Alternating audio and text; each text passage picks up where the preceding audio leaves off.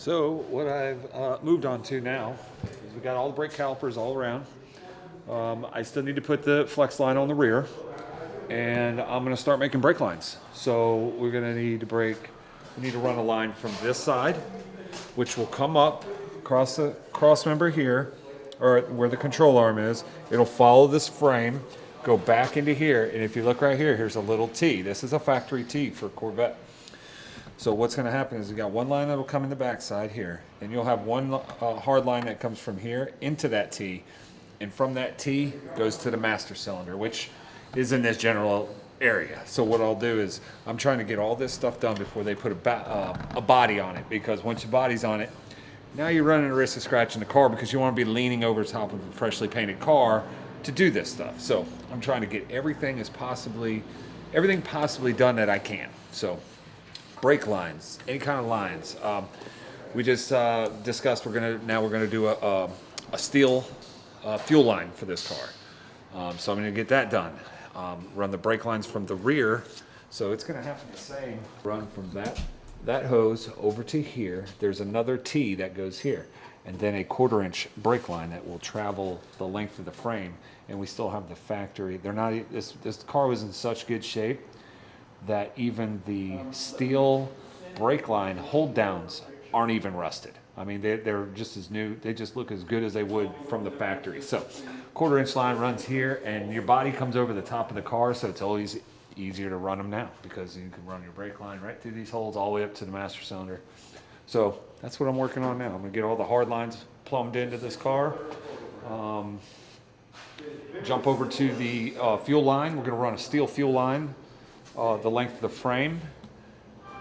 Let's see.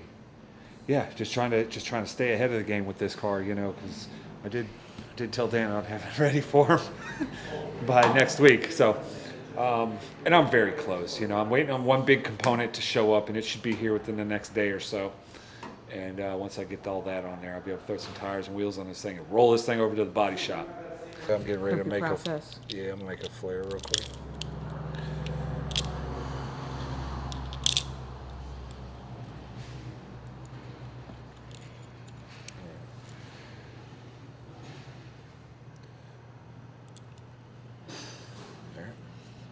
This is a hydraulic flaring tool. Puts double flares on it. A flawless flare every time. The guy Chris has this tool, and he lets me borrow it all the time. But you have to be real careful.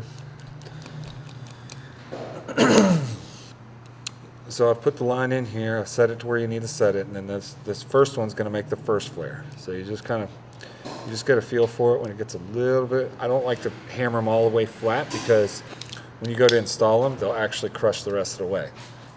Oh. And then here's the second. You put the cone in it, and this is going to give you your second flare.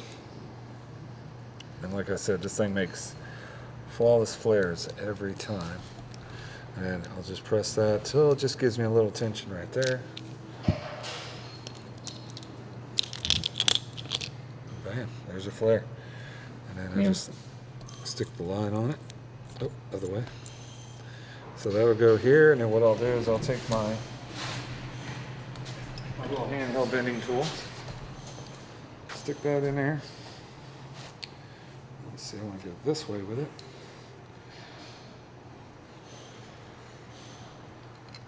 Boom. Stick that in there. Now, let me get my